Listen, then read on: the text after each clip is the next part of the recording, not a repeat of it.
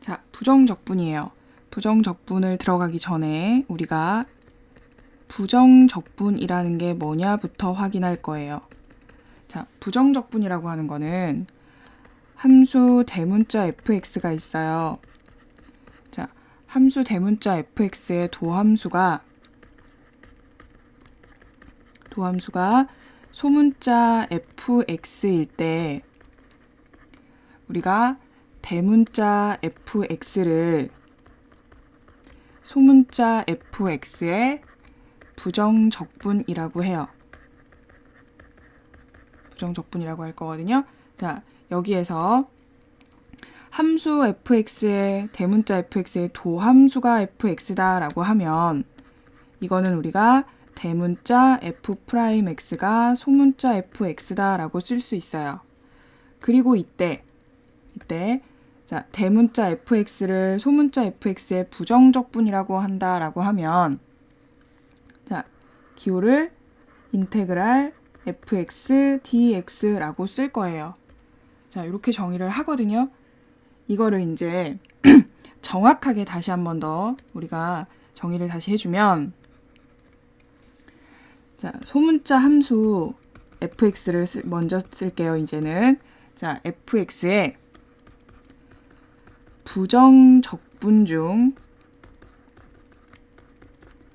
하나를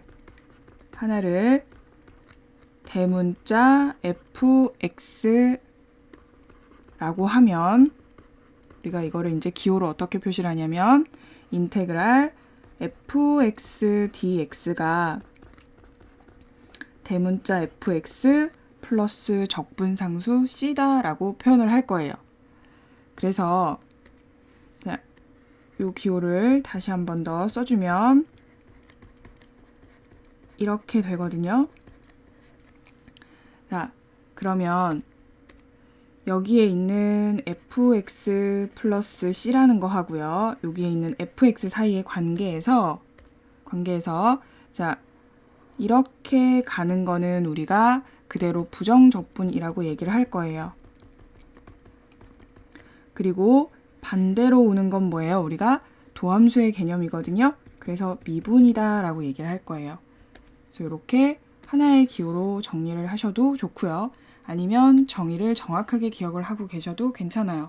근데 처음에는 우리가 도함수를 먼저 정의를 했기 때문에 도함수를 정의를 한 경우에는 대문자 fx를 소문자 fx의 부정적분이라고 얘기할 수 있거든요.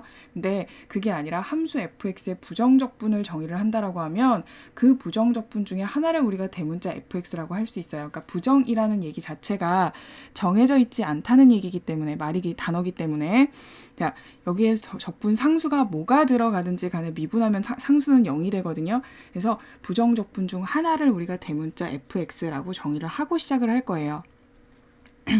자, 그러면 이때 우리가 이제 여기에서 문제를 확인을 할게요. 등식이 주어져 있고요. 인테그랄 식이 나와 있어요. 부정적분이죠. 부정적분을 했더니 이렇게 식이 나왔다. 만족시키는 다항함수 소문자 fx에 대해서 f2의 값을 구하라 그랬거든요. 그러면 이 상태에서 우리가 뭘 할 거냐면 자, 문제에서 주어진 거는 지금 인테그랄이 주어져 있어요. 근데 우리가 기호상으로 본 게 뭐가 있냐면 자, 오른쪽으로 잠깐 가볼까요? 여기에 지금 요 박스 안에 보면 이 소문자 fx를 전체적으로 적분한 게 얘거든요. 그러면 양변을 같이 미분을 해버리면 어떻게 돼요? 미분을 해버리면 요 인테그랄의 기호가 빠질 거예요. 적분을 해서 된다는 거는 미분을 하면 반대로 돌아온다는 얘기가 되거든요. 자, 그래서 양변을 같이 우리가 미분을 해버릴 거예요. 양변 미분을 하면 자, 왼쪽은 인테그랄 기호가 빠지면서 x-2 fx가 되고요. 오른쪽은 지금 2x 3승 마이너스 24x 플러스 c를 전체적으로 미분하는 게 될 거예요. 그러면 2x 3승 마이너스 24x가 되겠죠. 요거를 미분을 한 형태가 될 거예요. 자, 그러면 x-2 fx가 되고요. 요거를 미분을 하면 6x 제곱 마이너스 24 이렇게 되죠. 6을 밖으로 묶어내면 x제곱 마이너스 4가 될 거고요. 자, 6x 마이너스 2x 플러스 2가 될 거예요. 자, 그래서 따라서 여기에서는 fx가 그러면 양변에 x 마이너스 2, x 마이너스 2 약분되겠죠.